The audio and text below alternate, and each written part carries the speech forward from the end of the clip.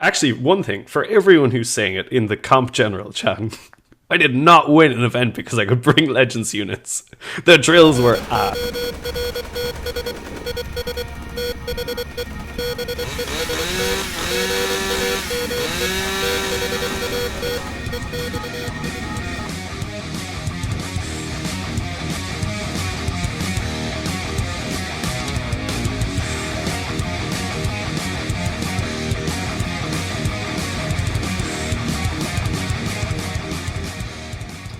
Hello, everyone, and welcome back to the Red Path.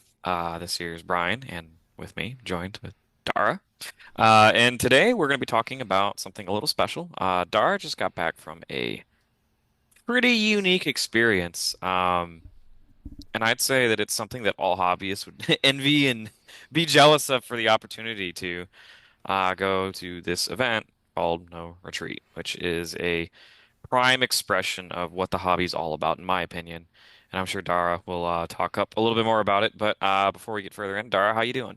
I'm doing great, man. I'm literally just back in Ireland after a week of Warhammer indulgence in Gibraltar, which was just what my body needed. I think I'm feeling great. Yeah, just absolutely. The cup is full right now. Yeah, that's awesome to hear, man. I mean, like, nice little vacation for you, and you got to play with toy soldiers. Like, what Yeah, more could you ask for? right. Yeah, absolutely. So, like I said, Dara just got back from. It's still a GT. No Retreat is a more relaxed, actually, probably the most relaxed you can get as a GT. Doesn't mean that it's a cakewalk necessarily, but I think it's Legends allowed. 5 rounds. It's an invitational. They really only let players in with superb sportsmanship and hobby skills. All of that is very important to the organizers. Dara will talk us through it, and Dara brought nothing other than Goretrack, which previously he was expressing how washed he was, going 4-1 at a GT, and getting surprised by John Halbert, but somehow managing to take a 5-0 Goretrack list with a pretty interesting twist. Good callback to the old Red Path days, would you say yourself too? So, Yeah. you know what, Dara, tell us a little bit about the event. I'll caveat it. It wasn't actually 5-0. It was Or 4 and 4-0. 4-0-1. I did get a draw 4-0. in there. But yeah, I'll before we get into the games, I think I'll talk a little bit about what it is, because there's a lot of people watching who probably aren't actually that familiar with what No Retreat is. And like Brian said, it's an invitational event. It's run by SN Battle Reports, which are a fantastic group of people, one of my favorite groups in the hobby.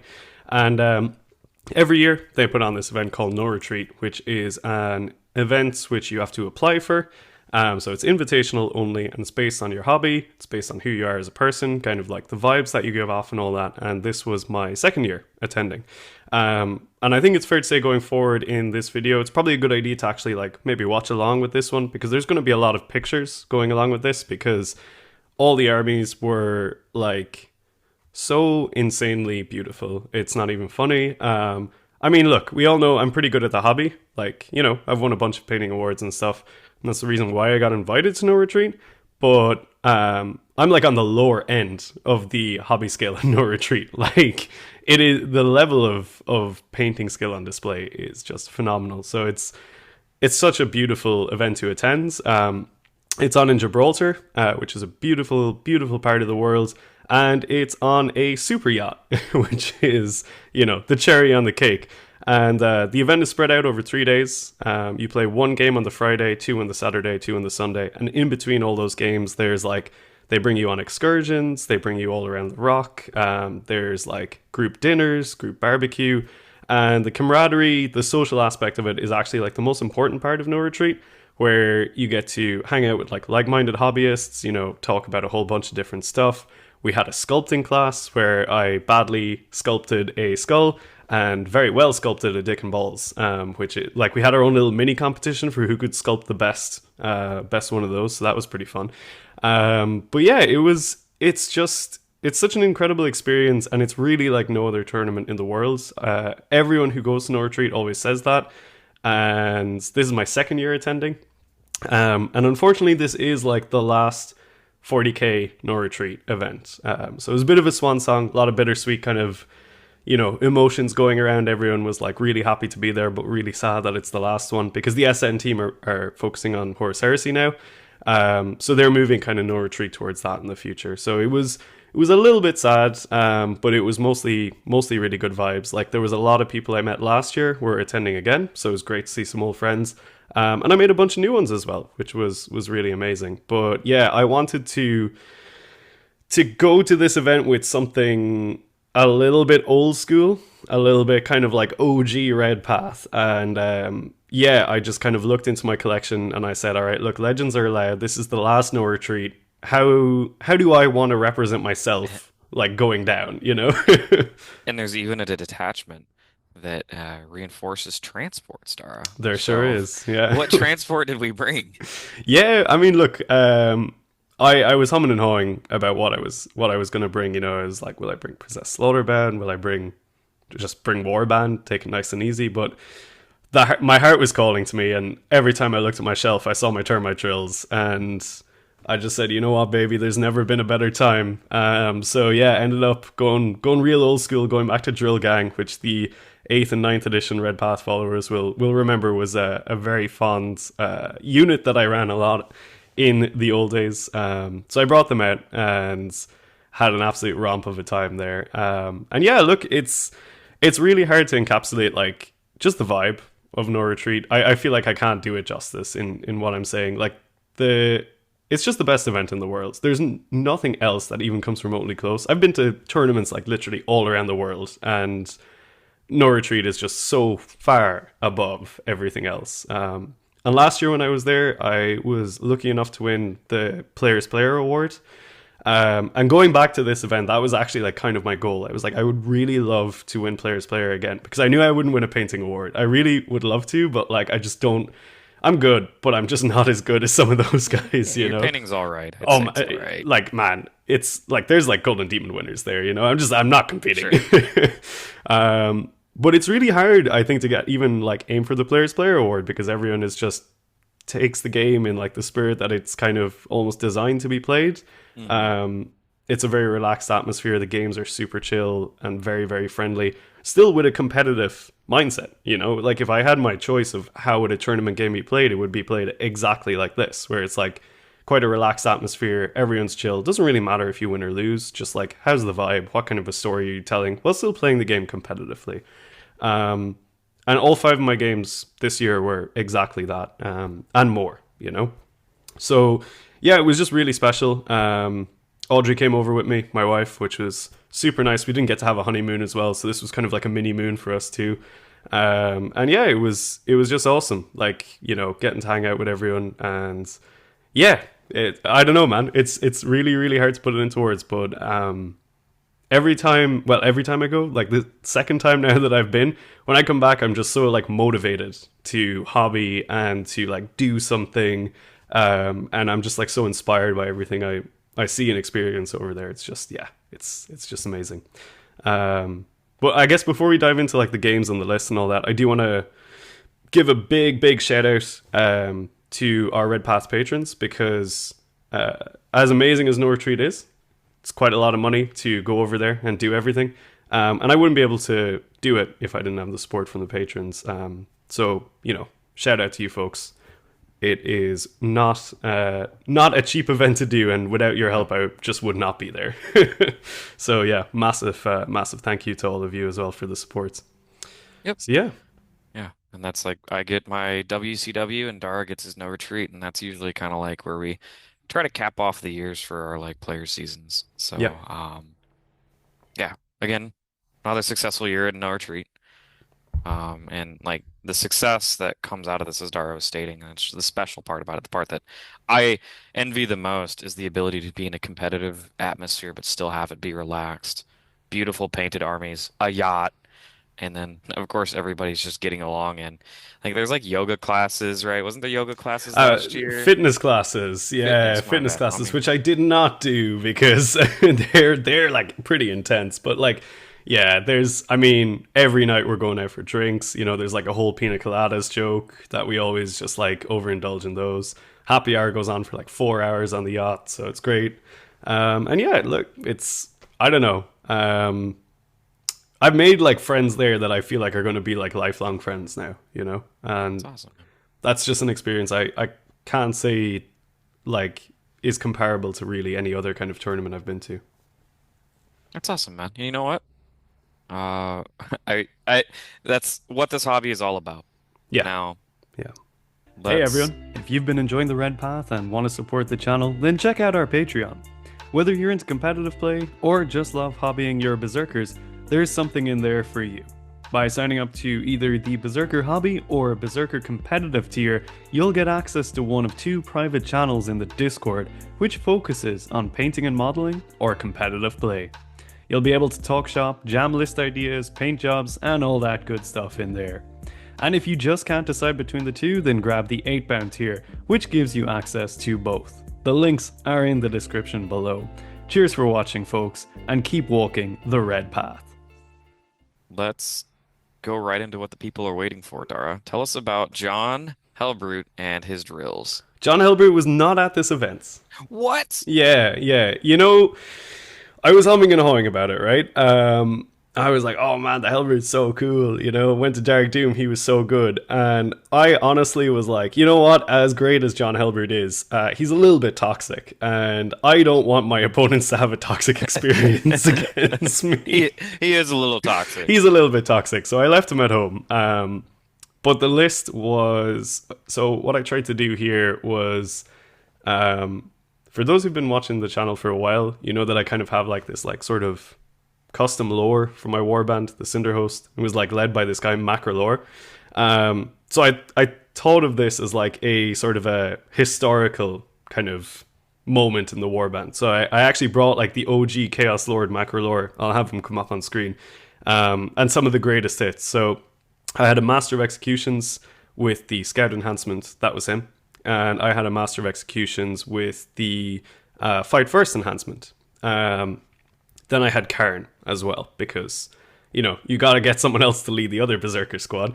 So then I had 30 Berserkers, 3x10, and I had 2 Jackal squads, a squad of Goremongers, a 6-man 8-band squad, and a Rhino, a Land Raider, and 2 Termite Drills. And that was literally my entire list, because Termite Drills are 200 points. It's something there's not much in it, but I mean, There's really not much in it, man. It's like, it's balls to the wall. There's no skirmishing. There's barely any point scoring. You just gotta like...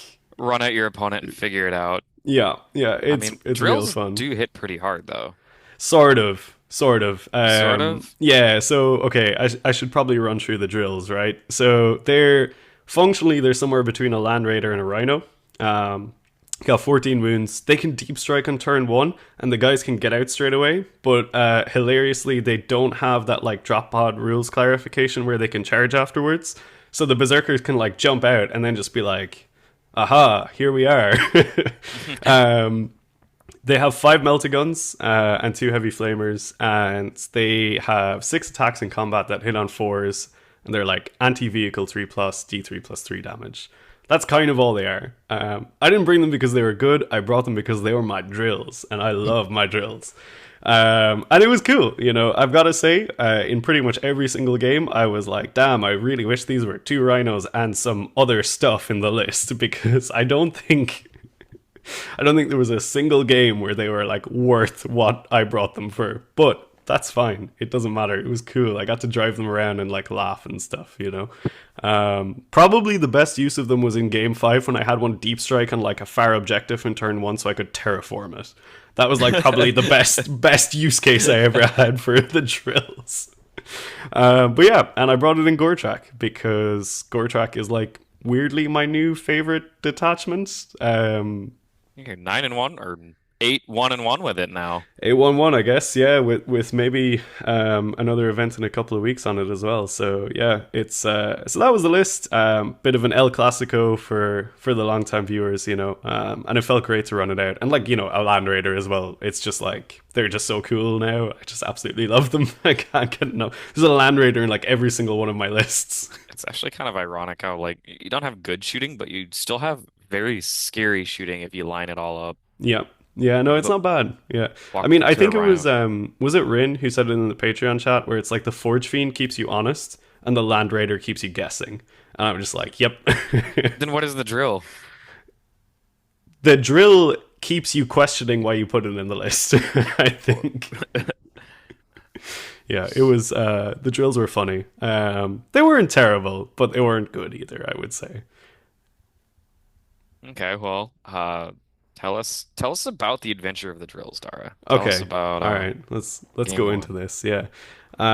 So game 1, I was playing Toke from Denmark. Toke has like the sexiest decor of Krieg army in the entire world. The amount of like conversion work in this is so ridiculous. Like you guys know that I've like converted most of my army. This guy puts me to shame. He has like green stuffed like Kriegsmen holding like small babies. There's like Kriegsmen holding a flower. There's one like carrying a guy over his shoulders. There's like a minesweeper squad. Like the whole army is customized and it's Krieg, so like there's a ton of it. It's the level of detail is phenomenal. So we were playing on kind of like a GW style layout one. So the thing about No Retreat is like all the maps are they're set up to be competitive, but the terrain is like thematic. It's like a form over function, if that makes sense. So it's about making a beautiful board and then making it competitive. So this year they Shaggy, the guy who runs it, did a really good job of actually like replicating GW layouts using beautiful terrain, which was really cool. And it worked exceptionally well. Gotta say that it was just like really I gotta good. say, I gotta say that's my just stop. That's like my favorite when like people put actual effort into like that's the first thing I did is I went out and commissioned a realistic, good looking GW table because it is Right? so easy to have just the blandest looking Mm-hmm. tournament table ever, and trying to actually put some spice into it. Yeah, I this don't know. It was just scratches that part of the brain. I mean, like, there was like GW style layout boards, but all the ruins were like bits of a crashed spaceship, you know? Like that kind of stuff going on, which is super cool. Or like a desert world. But the one that we were playing on in game one, it was like a very much like war torn hab block kind of thing. And it looked like, the planet Vrax, which we were like, oh my god, like Deathcore fighting world eaters on a board that matches our basing and looks like it could be on Vrax. We were like, this literally can't get any more thematic. And I really wanted to play Toke last year. I'd met him briefly, but hadn't really gotten too much of a chance to like sit down and chat with him and stuff. And this year was like super stoked to be able to like kind of, remedy that almost. Mm. So straight away the energy was like super good between us. We were just kind of like, oh my god, this suits our armies, blah blah, like really like nerding out over each other's like collections and like all the work that we'd put in and stuff. But yeah, we got into the game pretty hefty. This one was a really competitive game, which was simultaneously incredibly cinematic. So functionally, we were playing on like a search and destroy deployment on layout one, and Toke basically pushed out like waves of Kriegsmen, in like the standard Krieg style, with backed up by a couple of tanks and all that good stuff. So there was just like line after line of guardsmen that I was like trying to chew through. And it was like very And much you like have a no trash too. I've got no trash, right? Like my goremongers were my trash, which they were like pretty good in this situation, actually, just running in and kind of like chopping people. So yeah, this was just like grinding through the front ranks and trying to like use and abuse like blood surges because there wasn't really enough like shooting to fully clear a berserker squad or fully kill the rhino in a single go, apart from the Rogel Dorn if I gave it an angle. So the angry beehive was in full effect. But yeah, this was just over the course of the game, we were like fighting it out in the midfields, and I was gradually like pushing closer and closer to his home fields while like running out of assets the whole time. And eventually I like got there. You know the part in layout one on the home field where it's like the two buildings kind of like a right angle shape. Yeah. There was like the way that they had it modeled was it was almost like a cratered hole between two buildings. So it was like a Oh, breach in sure. the walls, and it was Yeah. like my berserkers were like streaming through there, and there was just like ranks of Kriegsmen like gunning them down. Man, like I'm gonna put up some of the pictures that we took of like various points in that game, but there's one picture which like Toke took it, and I was just like, that is literally like the most like cinematic moment I've ever captured in one of my games, where it's just like a couple of berserkers running through facing like a firing squad. Basically, it was just like insane. But yeah, that game was pretty good. The Bulgren really slowed me down at the start. I had to give up my 8 bounds to get through the Bulgren. But after that, the drills kind of started popping up and just disgorging berserkers on the flanks. And eventually I was kind of able to just like pincer my way into the home field and managed to get enough primary over time that I managed to come out with the win in that one. But yeah, it was a real attritional game. Like by the end of it, I had like nothing left. He had nothing left, and we were just having the best time. It was really, really good. So yeah, came away from Yeah. game one, nice little win. And I think you put a picture in the Patreon chat that was like, this picture pretty much sums up the game. And it's like a berserker charging after a Kriegsman that's like, what? Like, That's the one he's carrying the other Kriegsman, and there's like a dying one on the ground behind. yeah. Yeah, that did sum up the game where it was just like staggered lines. I was getting chewed apart. And yeah, You know what? I mean, we've had a lot of comments about Imperial Guard on this channel.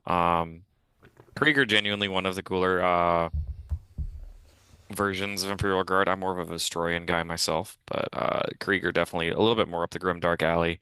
oh And I yeah, think when Guard are played like thematically, like that can actually be a really, really fun game for World Leaders, right? Because you're just wounding them on twos, you're blood surging everywhere. It can actually turn into a bloodbath when and it's it not. was. Yeah, it was. We Yeah, pretty when it's much not said at the start we're going to meet in the middle, and that everything will disappear, and that's shovels to chain basically what axes, happened. Yeah, it was insane. shovels to chain axes. Like there was like moments in the game where we both could have made like a competitive choice, you know, but we got really caught up in the narrative. Like there was one moment where it was like Karen's squad just got through a big squad of combat engineers, and I was like, I'm within consolidation range of an Eversor assassin. I was like, the competitive side is like, you just don't move. But I was so caught up in the narrative that I was like, man, Karen wants to keep going. And he just went in and like half the squad got butchered by the Eversor. But I was like, I don't care. This is sick, you know? Like, this is what I don't know. And like, we were still playing the game very competitively and like, you know, doing all the right stuff. But there's certain points in a game like that where you're like, I can make this choice because it's telling the story of the game better. While not really like impacting the integrity of like the game itself, you know? So Sure. there was a lot of that going on, and it was really good fun. So yeah, that was game one. Awesome to hear. And then is it 3 games and then 2 games? Or No, did so they game switch up one was like Friday evening. So Friday we evening? played game one, and then we had like a group barbecue straight after that. So basically, all just got to like hang out and have a really good time. So that was amazing. So yeah, we move on Nice. to game two, which was Saturday morning. So I was playing Roy. Again, one of the people that I hadn't had too much of a chance to talk to last year. And Roy was on the orcs. Now, Roy's orcs are like literally just like the paint quality of these guys is insane. It's all stippling and glazing. Dara saying No, good man, no. things about Listen, orcs? Roy cleaned up in the painting awards, like, and the year before Roy also cleaned up in the painting awards. This is like, he is genuinely probably one of the most talented painters I've ever met. Like, I'm gonna have a bunch of pictures of his army because they're just insane. Like, they are beyond beautiful. So Roy was like really cool dude, you know, getting to chat to him straight away. We knew we were going to kick it off pretty well. And we're playing on one of these like crash spaceship boards. He's got Warhorde. There's like a bunch of boys, Gaz and some Mega Knobs, Tank Bustas, Freebooters, you know, all the good Warhorde stuff that you expect to kind of see. And in this case, I was very fortunate that I ended up going first in this game. And I saw a unique opportunity presented to me where if I scouted up my Rhino and jumped out mowing the boys using the extra disembark stratagem, I was in a position where I could hit the tank bustas in turn one with the Zerks. And I was thinking to myself, was, you know, 10 berserkers for the tank bustas, but that's the only unit that can really efficiently deal with my Land Raider. So if that goes down, the Land Raider has a bit of a free game. So I was pretty comfortable sacrificing Mo and 10 for that. And luckily enough, they did wipe the tank busters in one go, which also gained me a CP because there was a character with them. So I was able to immediately hop them back into the Rhino, which had also charged in with them. So my turn one was basically that, and I ran the Goremongers into some Gretchen, and the Land Raider popped out and had a very efficient shooting phase into some other Gretchen, which was kind of random but fine.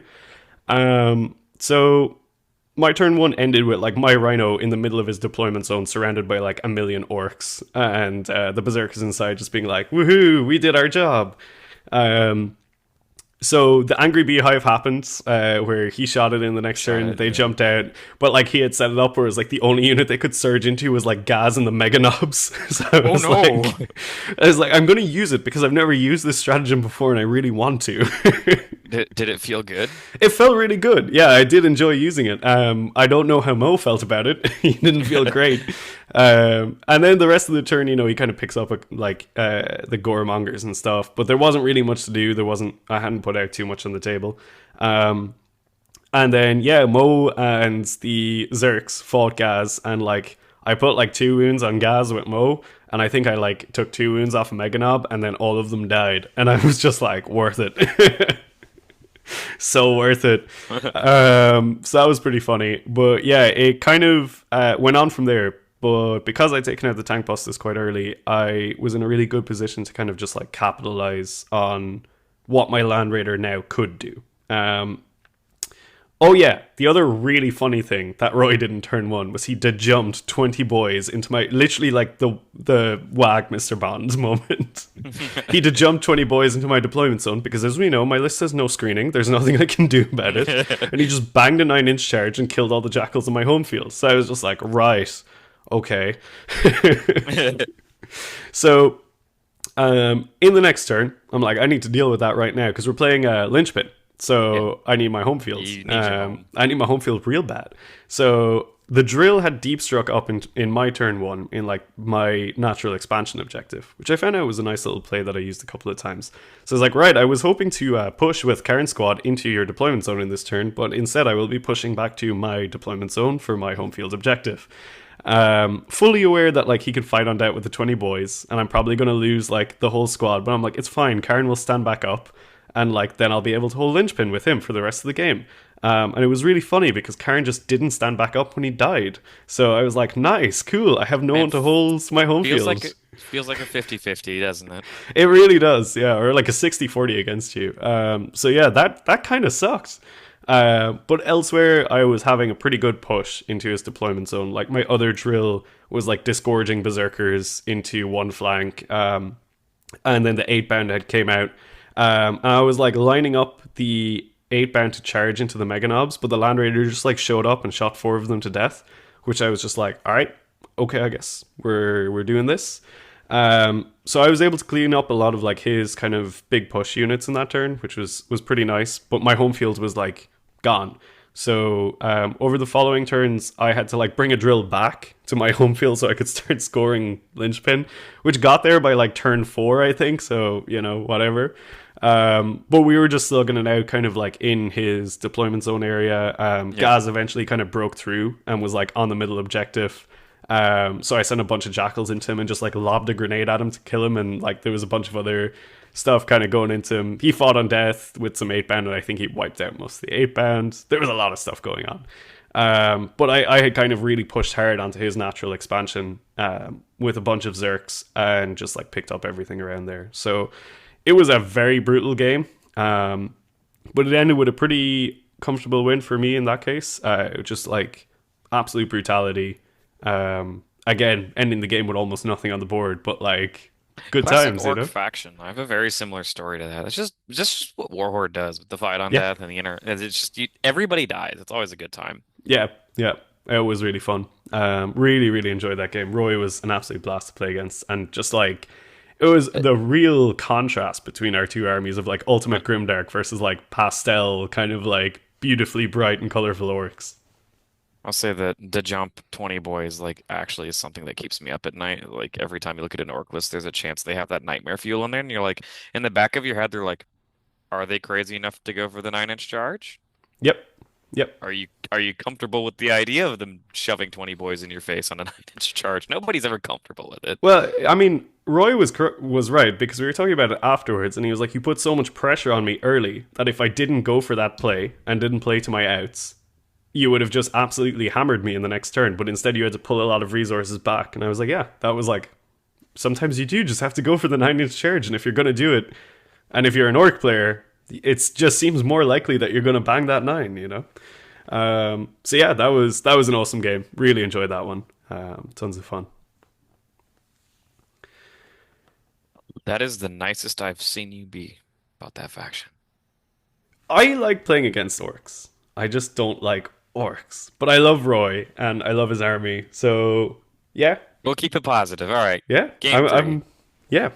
Game three, I was playing against Sam with his list, which I think he nicknamed an inconsiderate amount of guns, and it was a Space Marine army.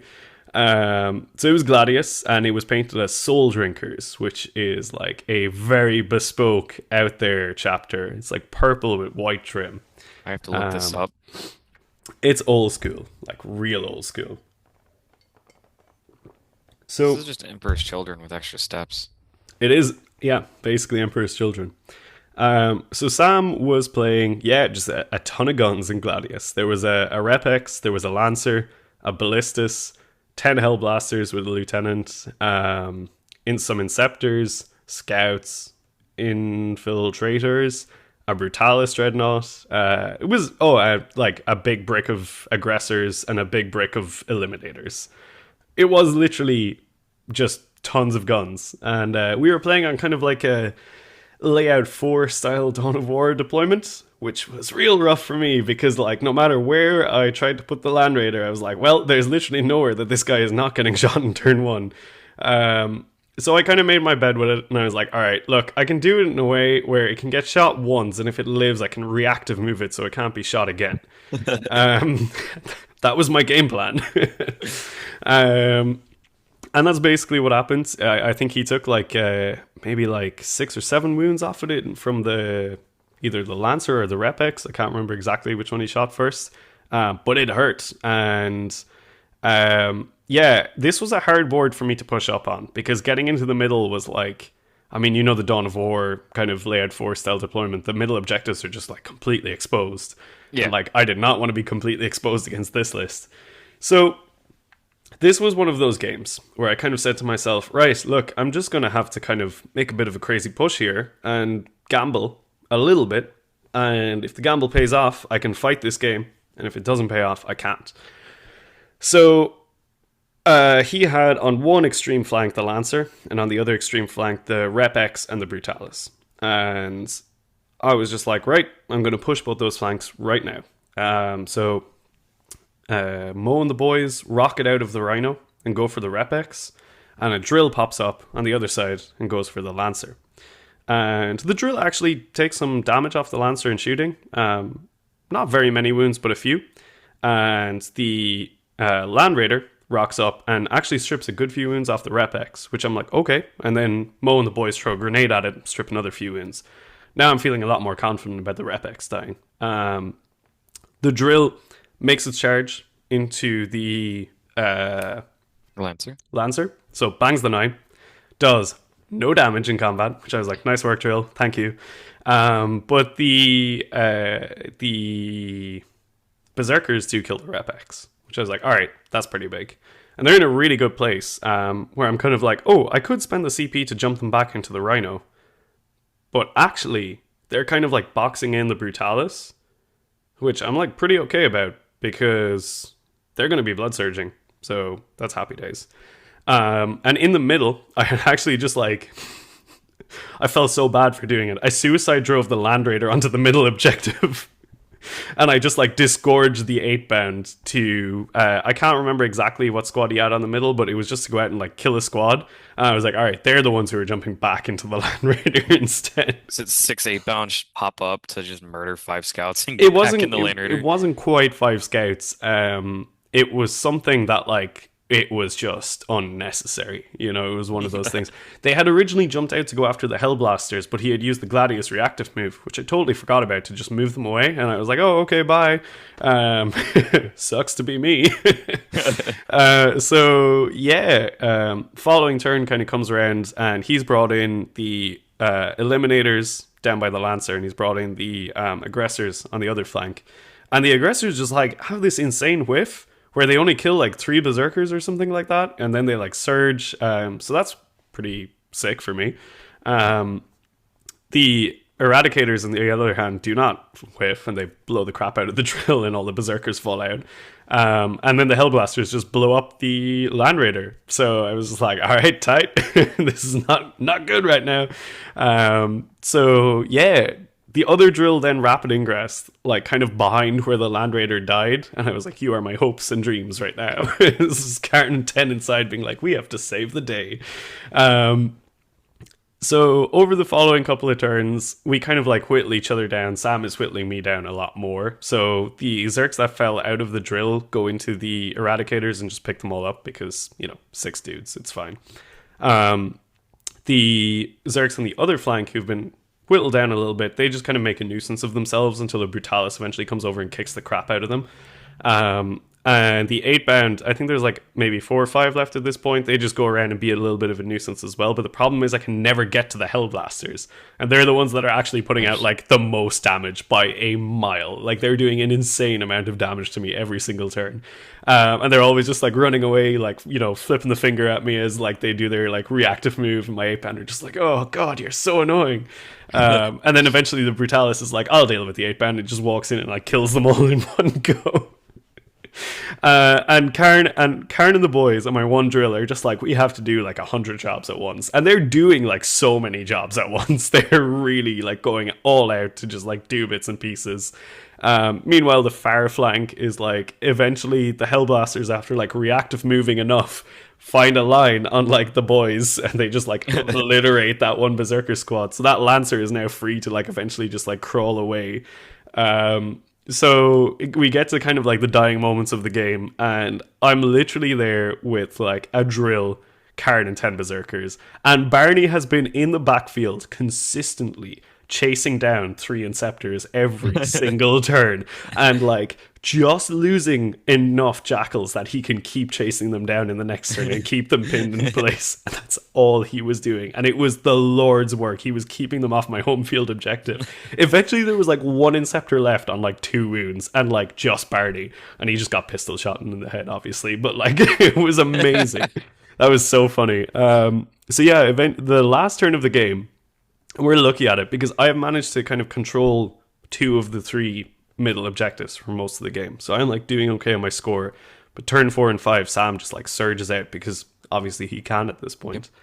Yep. And it's just a case of like, what's he going to draw? Is it going to be enough? And he draws pretty well. But like he takes down Khorne and the boys, and I'm like, I just need Khorne to stand back up. He just needs to stand up on this one point, and he does. And like, that's all that matters. I'm just like, just stand up, Khorne, just stand up. I thought you were going somewhere else with that. No, he did. It was okay there. But yeah, at that point, it was like, if the game had gone on for another turn, it was done for me. Like, it was so over. But it finished 63-55 to me. So it was like really, really close score, like very low scoring game, because we were playing a game of denial rather than a game of actual scoring, which is what you do on like Dawn of War, where there's 3 midfield objectives with no cover, right? You just can't really like play a game of scoring there. And like Sam was amazing. He was like telling me it was only like his like 3rd game of the year. And I was just like, dude, what the hell? You're like pushing me to the wire. Like, it's insane, Like, he was making all the right decisions, all the right target priority. I was stressed. The buildings here were also high enough for plunging fire to happen, which, like, you probably don't need plunging fire Hellblasters, but I guess, like, in this situation, it's AP 4 Hellblasters seems good. It seems pretty good. How did they get up? How did they get all the way up there too? I think it took them a couple of turns. It wasn't like a single go. But also one of the buildings was high enough in his deployment zone for them to be deployed on the top floor, which I was just like, oh God. The funnier moment was when the aggressors eventually made it up into the top floor and were like gunning down a Khorne squad, but still whiffed. And then Khorne climbed up a ladder after them and just beat them up.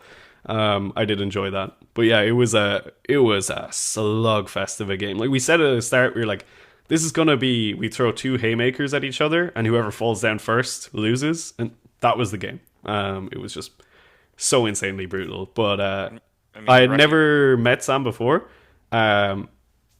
Honestly, like, just love the dude so much. He was such a joy to play against. We had a great chat afterwards. And yeah, I really hope I get to meet him again because it was a real pleasure to play against him. Extremely talented player as well, like really impressive.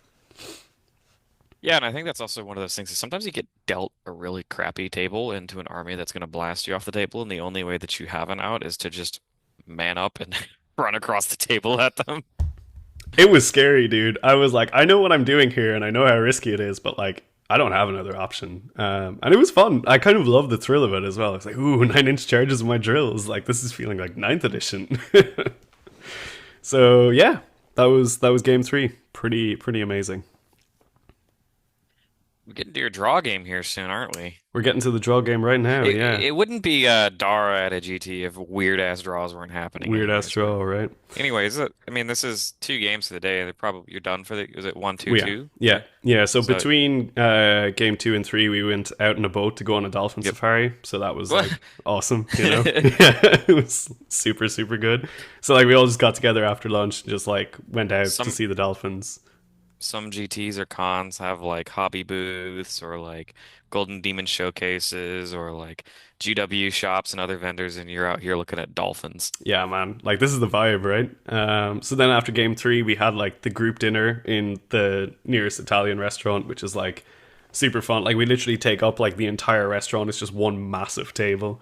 Bunch of nerds. Yeah, right. So like that's always amazing as well. So yeah, we roll around to Sunday. It's like one of those moments, you know, you wake up on Sunday morning. I was hit with like immediate depression because I was like, it's the last day. Like I'm already sad, and I've got two games ahead of me. Like regardless of how the day goes, I'm sad. But I was playing Manolo, who is on Death Guard. Has a really sexy like kind of pastel blue Death Guard army.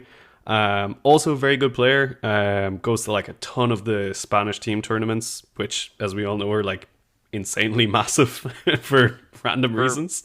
yeah. Yeah, but he's really cool, dude. You know, straight away I can tell we're on the same page when it comes to the game and all that kind of stuff. We're playing on this really cool kind of like almost like Tatooine style desert board, and he's got like a solid deck guard list. It's like big brick of Blightlord Terminators, two Death Shroud Terminators, one led by Typhus, one with a lock. There is two Fleshmower drones, which, like, holy crap, are they terrifying into World Eaters, and a Blightholder drone. There's a Demon Prince, Tallyman, and two squads of two Blightholders, which I learned a really fun fact about Blightholders, which is the Spanish name for the Blightholders translates into English as vomit car. And I'm only That going is to the permanent name for it's the it. permanent dude. I literally only called them vomit cars all game long. I just thought it was the funniest thing ever. So yeah, that was amazing. So we hit it off straight away. You know, we knew it was going to be a pretty good game, and this was one of those games that I made a series of fairly questionable plays early on that definitely almost cost me the game. Could have probably been a bit of a more comfortable game if I didn't do some stupid stuff. So how this played out was we had the hammered anvil deployments with the kind of cross of objectives, where they're basically like evenly spaced out on all sides. And he had frontline two of his drills on either flank. And I was like, ooh, I'm going to get greedy and just like deep strike a drill 9 inches away and send it into one of the Fleshmower drones. Maybe I banged the 9. I was feeling confident. I should not have felt confident. I mean, So everything you've said so far about going for this plays, it's worked for everybody up to this point. So I it know, right? has to work I again, was like, right? Like oh, it can't Roy showed me how to make 9-inch charges from deep strike. and I already did it once in my previous game against the Lancer, so it has 100% success rate. Right? Yeah. So one drill comes in on one flank, and I push the scout rhino up on the other flank to kind of like menace the objective, but not really do anything about it. And then the goremongers just kind of like run out and do a couple of actions and bits and pieces. And the rest of it is like super conservative, super cagey. I don't push anything else out because I know if I push into Deckard, things go bad real quick. And I should have just listened to my brain instead of my heart, because I failed the 9-inch charge with the drill, and I had the reroll blessing up, and I failed it again. Then I was like, damn, well, a Fleshmower drone probably can't kill a drill in combat, so it should be okay. And then two vomit cars drift around the corner and just say, we can kill the drill because AP4 and 3-up save do not go well together. And hit on twos, wound on Uh, What's the drill's Wounding toughness? on drill is tough 10, so wounding So it on should be fours after three or contagion. fours. Yeah, yeah, threes and Oh, he gets fours plus one depend to because you got wound. the missiles as well, right? Well, he gets So plus one to wound into you too, I think. So it's the yes, they do. so Yeah. maybe I'm just saying vomit cars are very good at cracking Vomit transports. cars blew the crap out of the drill. It died so hard. And then Mo and Ten just fell out like drunkenly, being like, oh, sweet God. But thankfully, the Fleshmore drone failed the charge. And Mo and the Ten were kind of like, maybe we can do it. Maybe we can't. But thankfully, the Land Raider was like, I can help. And it came around the corner in my next turn and blew up the drone. So I sent Mo and the boys into the two vomit cars. And they killed one, but left the other alive, which is kind of annoying. And then on the other flank, I again sort of went for a bit of a stupid play here. I banged the Rhino through the wall and I put it on the objective, and I put Mo and 10 there into the other Fleshmore drill, or the other Fleshmore drone. And they also failed to kill it. So I'm actually just like stuck, because what I planned to do was like kill it and then jump back into the Rhino, knowing that the Rhino was going to get blown up in the next turn, but I could disembark into a building and be safe. And I'm like, I'm okay with that trade. Um, that did not happen. So I just had like 10 Berserkers like stuck, basically, which totally sucked. That was like a moment where I was like, oh, this game just got really hard really quickly. Meanwhile, the two Death Shroud squads just like deep strike into the middle objective, being like, what are you going to do about it? And the demon prince walks around the corner and just starts like wailing on the berserkers that were like fighting the vomit cars, leaving only Mo alive, who subsequently just like runs into a building that the demon prince can't get into and just like stays there for like 3 turns of the game, being like, something will come up that I will need to score. Currently no one can access me, it'll be okay. So I have quite a fortunate hit back then. The 8-bound come out of the Land Raider, and the Land Raider just has a good shooting moment where it picks up some of the Death Shroud. Khorne and his drill squad come out, and they take out one Death Shroud squad. The 8-bound finish off the other one. Obviously, the Lord of Contagion stands back up, and I'm like, I don't really care. I've killed the Death Shroud. And the Blight Lords were like on the far objective. They just went and they harvested the Berserker squad that had gotten stuck into the drone. And I kind of just made my peace with it. I was like, that side of the board is yours. The Blight Lords are there. I can now deal with the rest of the board as I see fit. So I picked up the Death Shroud, picked up Typhus. Things were going pretty okay. Like, got the 8-bound back into the Land Raider, and Khorne and the boys are pretty safe. So the Blightholder drone blows up my drill, which is like not the end of the world. And Khorne and the boys are just kind of like lurking on a side objective. Eventually, the Land Raider does go down to like variety of sustained firepower, and the 8-bound kind of fall out. I think they killed the other drone, but then they died to the Blight Lords. Meanwhile, Mo is like still in that house, being like, just roll assassinate so I can go out and kill the tally man. And I just never draw assassinate, so it's fine. But yeah, the end of the game is basically just like, okay, I have to like push Khorne onto the midfield objective to just try and score Storm Hostile and just kill enough Blightlord Terminators who had now made their way there.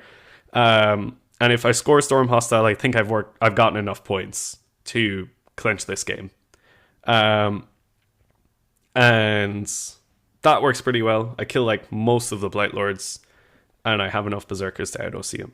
And then on his turn, I'm like, okay, I think I've literally just squeaked it. This is the point where I tell you, Brian, that Challenger cards were in play for this tournament.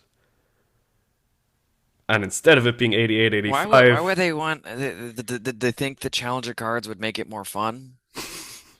They were Was kind that of... their mindset? They were...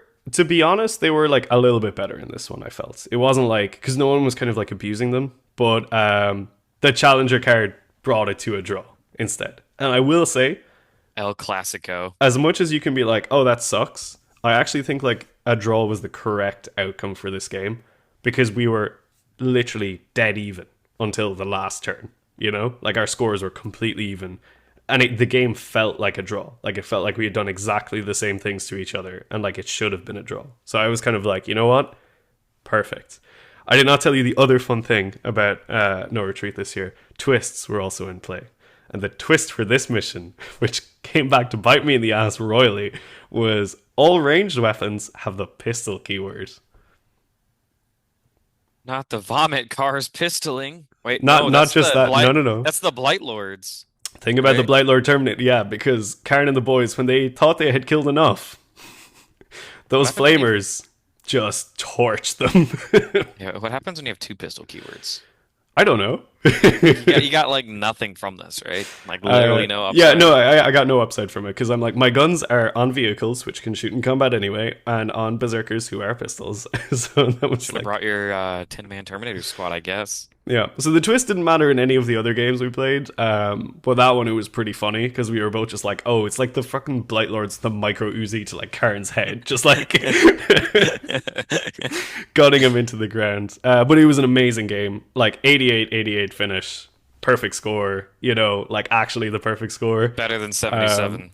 Right? And I was just like, you know what? That game should have been a draw. I was super glad. I actually, like, it was weird, man. I didn't want to win. I was like, looking at the score, being like, the challenger card is going to catch it up. And I was hype. I was actually genuinely being like, yes, let's go. This game should be a draw. Like, it just made perfect sense. And, like, that is, like, I've never felt like that in another game, you know? But, like, that was just No Retreat in a nutshell, where it's like, this needs to be a draw. And it felt right. You know, we hugged it out afterwards. Just amazing game. Yeah, I love that one. So yeah, Vomit car. That's my takeaway. That is my takeaway. vomit cars and pistol blight lords. That's Spanish, right? Spanish? So at this point in the tournament, there's only two undefeated players, myself and Travis. Me and Travis, we played last year. He's on Custodes. We actually played a practice game when we arrived at No Retreat. We played on Thursday night, and he like swept the floor with me. We know that like we have to play in the final. Like there's literally no other possible pairing, and it's whoever wins is going to win the event. And hilariously, if I lose, I go from like winning the event to like dropping into hell because then I'll be like 3-1-1. So I like go behind all the 4-1 players. Yeah. So terrifying prospect, right? You know, who wants that? It literally happened to me last year in No Retreat. So yeah, I'm not feeling confident about this game. I'm not gonna lie, because Travis's list is very, very good. It is Custodes, Solar Spearhead, whichever the Dreadnought one is. I think that's Solar Spearhead. He's got Yes. a double Telemon, a variety of Contemptors. I think there was like 4, including some of the Sword and Board and some of the ones that stand back up when they die. There's a squad of Wardens, 3 squads of Sisters, and 2 Calidus Grav Tanks. So it's like all hulls. And I don't really have a lot of ways of dealing with hulls, as you can tell from my list, which is 30 Berserkers, a Land Raider, and 2 Drills. Good, did you say the drills have the anti-vehicle keyword? They sure do, yeah. So we're actually playing on the Vrax board again, so it's like Search and Destroy deployment, layout 1 style. I'm like, alright, it's workable. Search and Destroy is really hard to actually like move Goretrack on, which is a problem that I've really kind On of layout cemented. 1, because you have On like layout the... 1, yeah. Yeah, I can actually see that. The freaky house. And like there's no good way for Goretrack to get into the house either. Especially because the drill seems like it's kind of large too, so it's like, does its movement even get it out of the house? No, but the drills original? can't start on the board. They have to start in Deep Strike. Oh, they have to start. Yeah, you don't have any choice. You have to start them in Deep Strike, which you obviously would in this game as well. Yeah. So, you know, we're chatting about it before the game, and Travis says, I think this is going to be a blowout, like one way or the other. It's probably unlikely to be a close game. I was like in agreement. It was like, yeah, either one of us pushes correctly and everything, House of Cards kind of falls in for the other person. So I deploy like insanely conservatively, and I'm like, I need to know every single angle that the Calidus tanks can pull in the first turn that can see my Land Raider. And I was just like in the back beyonds of my deployment zone with the Land Raider, just being like, you need to be here and be safe. So that was kind of that.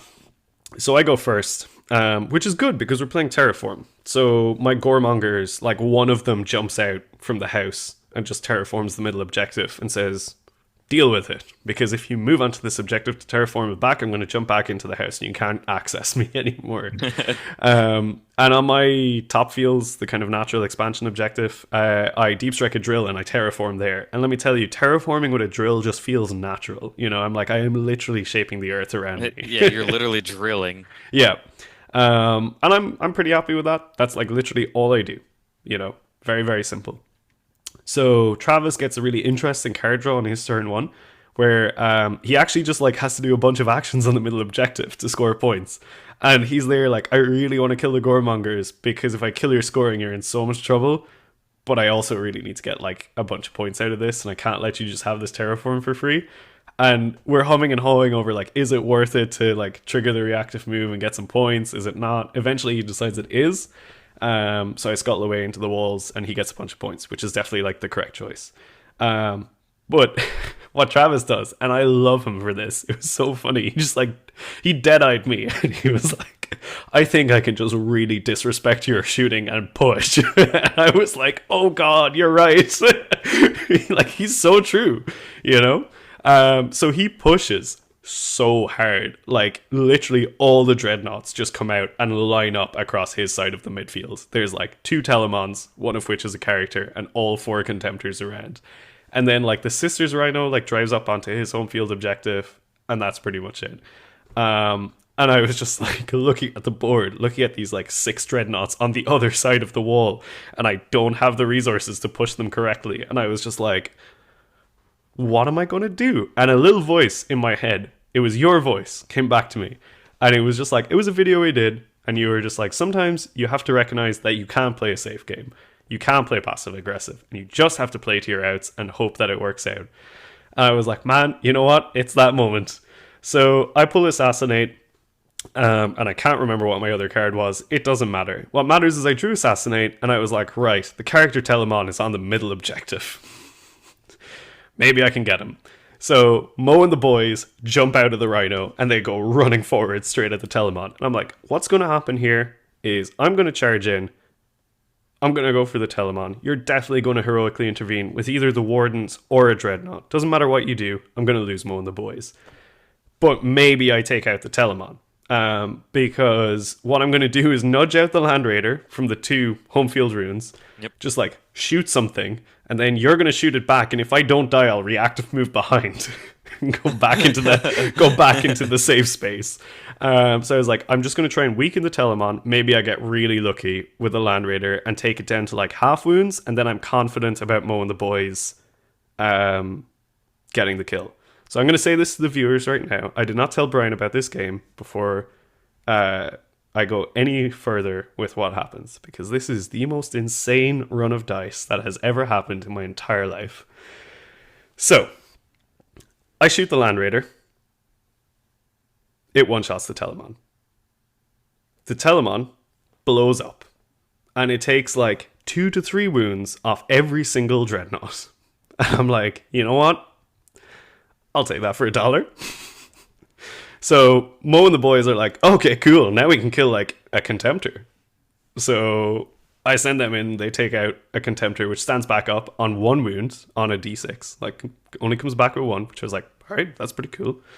The odds of the Land Raider killing the Telemon are like insanely low, because this one has a 5 up. That's not even real. -1 damage and 5 up, feel no pain. It just doesn't. It doesn't ever you do get that. 4 hits, 2 wounds. They save 1. We worked it out. 2 damage. You do 3 damage. That was the average math. You do 3 damage.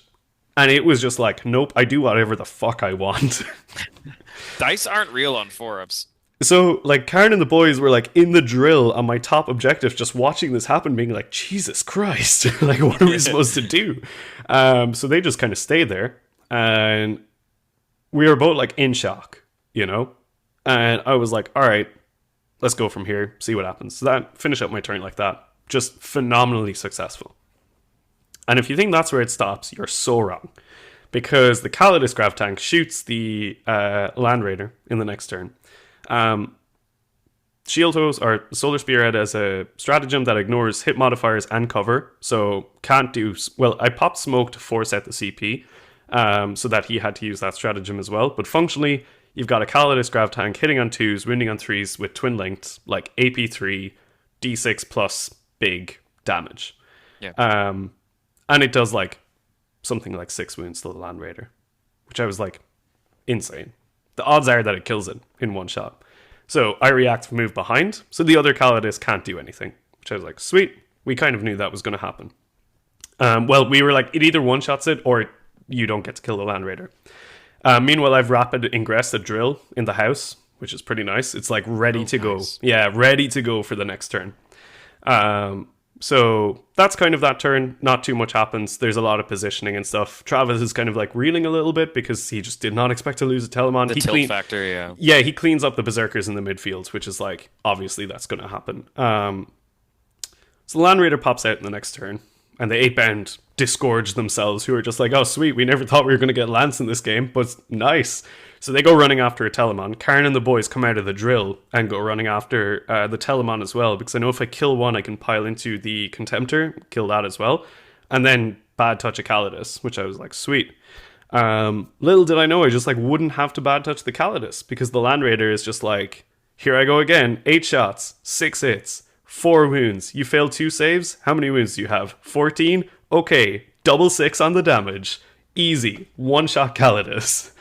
And I was just like, what the fuck is going on? That Land Raider's killed like 600 points. So the Land Raider was like, I am here for blood. I am 220 points now, and I'm going to make sure that you take me in every list until the end of the edition. And I was like, you're goddamn right I am after this performance. So we were both just like, what is this game? Like, what is going on? The Land Raider is just like, I don't care anymore. I'm running this show. Both of you are playing for me now. So the 8-band go into the other Telemon and they drag it down, and because the drill had shot into it as well and done some damage, Khorne and the boys take out the Contemptor. It stands back up in 2 wounds. It's fine. At this point, like, the amount of things that have gone in my favor are so insane that the game has just spiraled into like stupidity. And we're both kind of just like, well, we didn't really want the finals to go this way, you know, because it's dumb, right? Like, that should just never happen. Those 3 sequences of dice rolls should never, ever happen. Maybe one of those should have happened. Man, he handed me 4 saves from the Calidus tank. I'm saving on 5s and I made 3 of them. Like, that just shouldn't, like, it's insane. And like the double 6s on the damage into the it was ridiculous. Anyway, the game kind of spirals from there, which is fair enough. You know, it just gets real silly. Khorne runs onto the home field objective and like kills a bunch of sisters there and terraforms it, because it seems like a funny meme to terraform your opponent's home field objective. It's like a dog peeing on its territory. It is, right? Yeah. And he pushes into the middle and like finally kills the Land Raider, which we were both kind of like breathing a sigh of relief when it went down, because I was like, I don't want to know what else it could have done. As the game ends, there's like basically no assets on either side, but I do come out with the win, 90 to 84, so still a very close finish. Still a hard slog, but the Land Raider just randomly decided it was now time for me to win an event, and it was going to be the one who did it. So when John Halbert and the Land Raider meet together again, God help anybody in your way. They will have a long chat between them. But man, it was just like, it was one of those moments where I was like, man, I want the Land Raider to be good, but I don't know if I want it to be like this. Like, this is actually ridiculous. Like, 8 shots hitting on 4s is sometimes 8 last cannon hits. Yeah, it was crazy, man. Like, crazy way for the event to finish. It's awesome, man. But yeah. And you said, so not only did you win the event, but I feel like you won the event in a different way too, right? Like, you got the Players Award too. So not only were you, which is weird that Dara was an enjoyable person to be around for other people, but apparently that was the case and they thought so. Hard to believe for you, I can understand. But yeah, so like there's like this really big award ceremony at the end of No Retreat where they like get everyone in the room and they do this like big presentation, and like everyone's insanely hyped for each other, which is like, the atmosphere is incredible for the awards. You just can't replicate it. I think I actually like Audrey was like video recording it, so I might put a little snippet of it up. And you know, I was there being like, obviously I'm the only undefeated player. I kind of know that I've like won the tournament. So like, that's what I'm expecting to get. And I'm like, you know what? I'm probably not getting favorite player, because like some of those games were absolutely wild. I wouldn't be surprised if my opponents kind of walked away and were like, God, that was stupid. Like, the Land Raiders Yeah. shouldn't be doing It's that, hard you it's know? hard to win an event and be. Right. But I also won the Player's Player, which was a real big surprise when they announced The it. player's player for No Retreat 10th anniversary goes to Dara. When they announced it, it was very heartwarming. And I think to win that 2 years in a row in a room full of people like that was like something that I'm so incredibly proud of. And to win the event while also winning Player's Player is like probably the proudest achievement of like my entire 40k career. Like hands down. There's nothing that even comes close to that, I don't think. You know what? First I would place. The winner of No Retreat 10th anniversary. Drum roll, please. Dara. Speech. I've never won a tournament before. I'm washed. No, seriously, guys. Look, we all know No Retreat is the best event in the world. If I was to choose what tournament I would win as my first ever tournament, it would be this one. So this means an awful lot to me. To all my opponents, literally some of the best games of my life for this weekend. So thank you so much. And let's do it all again. Let's make it do it again. You know what? I would honestly put that as I would go as far as to say I think that is almost as valuable to someone as like an LVO win. Oh, like if you gave Not me a necessarily. choice, if Yeah. you give me a choice, I would choose that combination at No Retreat over Yeah. like winning the LVO or LGT 7 days a week. You know, like it was extremely humbling to win that in a room of people of that caliber, and I had to do like a mini speech, and my speech was like, "I'm washed. How has this happened?" Yeah, it was the number one reaction in the Patreon chat is washed Yeah. question mark. Yeah, right. But yeah, like I mean, I think I said it to the guys when I walked up to get my award. I was like, I've never won an event before. I've never even podiumed a GT. But the fact that like my first event win was like this event that like as a like when I got back into the hobby, it was like the mecca, you know? I would look at No Retreat being like, wow, I'll never be good enough to go there. And for my first event win to be like the last 40k No Retreat with like 2 drills and a Land Raider was like genuinely like a pretty emotional experience. I'm not gonna lie. Like I was like, even like thinking about it now, I'm kind of like, God damn, man, like that was like it doesn't get better than that. It, You it know? just all Like it just all makes sense. It just all makes sense. it Like just all makes sense. Yeah, it this just all makes drill sense. or sorry, this channel's foundation was built on the drills, too. Yeah, right. The fact that the drills are the drills are what got you there They got me there, and to the the Land Raider win to finished the the win. job. I think we need to say, or the Land Raider made up for it. If anything, we Yeah. learned that you should have had a second Land Raider. That is what we're. I'd be lying if I said I didn't have like 3 Goretrack lists with 2 Land Raiders in them in my app right now. But yeah, like I don't know, man. It's hard to put it into words, but it was like a pretty special moment to be honest. To like be in a room full of like, you know, like I'm looking out, I'm like, there's my wife, like there's like all these people that I'm really good friends with. Like we're sharing this moment together. Like they all think I'm a really nice guy, and I've like won the event, and like I don't know, man. Like to be honest, like it's just not gonna ever get better than that. Like for me, like that was like Man. I literally walked away. I was like, I've peaks. It's just that's it, you know. Derek Doom 5's right around the corner. We can always get better. Sure. But yeah, like I don't know. I feel like there's a lot of people watching who've been kind of like on my competitive journey since I like started on the channel, being like, oh, you know, and yeah, if like you're one of those people, you know, like it's pretty awesome that you're on this journey for me. Like I've finally fucking won an event. Finally. Took And me you know long what? enough. Took me long enough. Yeah. Dara washed, officially question mark behind it. Officially unwashed. Unwashed, washed? I don't know. It's ambiguous. Yeah. So guys, thank you for sticking around if you've been around long enough. Like I said, this means a lot to Dara, and Yeah. even to myself. Like really, I I'm rooting for him the whole way here too. Like we are a team and a family, and even like the community that we've built on the Discord, like the Red Path, we are one big family, and this is something that I think we can all feel a little proud of, Dara. So thanks for sticking around, guys. If you have stuck around and you want to get more insights into Dara's Goretrack experience, because bet your ass, like he said, he has two Land Raiders in a list right now. And it Hmm. sounds like he has another event upcoming. Please check out our Patreon. Please consider supporting us because it allows us to be able to experience things like this and then give back in the best ways that we can. If it wasn't for the patrons, I would not have won an event yet.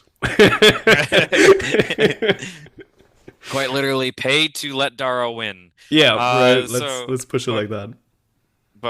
yep, like I said, we're trying to give back. We have some workshops coming out. Hopefully some hobby related stuff, but definitely we're getting some competitive workshops going. So please consider it's just a coffee a month supporting us, because it allows stuff like this to be possible. Um, again, any closing remarks here, Dara? Um, yeah, look, I mean, I imagine there's probably quite a few of the No Retreat boys watching this. I love all you guys so much. Like you just gave me like literally the most unforgettable weekend. Um, to SN team, just like you guys put on the best events in the world. And we'd better do it again sometime. Is all I'll say. We better do it again. Derek Doom 5 No Retreat Edition. There's a lot of talk of No Retreat boys coming over for Derek Doom, so it could be pretty hype. But we'll see. Yeah, it was quite simply the most fun I've ever had playing 40k, and there was a lot of emotions there. And yeah, just want to say thanks to all my opponents and all the homies. And I just have to ask one question because it seems like it's a pretty consistent trend at this point. Mm. Was that Land Raider rolling the Red Path dice? No, I was actually rolling the OG red pat dice for that, the black and red ones. Yeah. Those things are like reverse weighted. I have no Yeah, idea how the that worked out the in the your really favor. bad ones. Yeah, yeah. Did, No, I was not did, rolling the new ones. I actually ended up like because everyone trades gifts with each other. I got mhm. so many gifts from like all my opponents. It was insane. Yeah, it was just man, I don't know. There's like no words I can even like describe that weekend. It was just the best. That's awesome. All Yeah. right, Oh, guys. and actually, one thing for everyone who's saying it in the comp general chat, I did not win an event because I could bring legends units. The drills were ass. This list would have been a million times better if it was 3 rhinos and 2 extra hell brutes in there. So shut your goddamn mouths if you think the drills carried me over the line. He would have been 5-0, guys. It would have been a clean 5-0. Yeah, All right, maybe, but maybe. with that, guys, we'll leave you there. Just make sure you stay healthy, stay safe, and kill, maim, burn.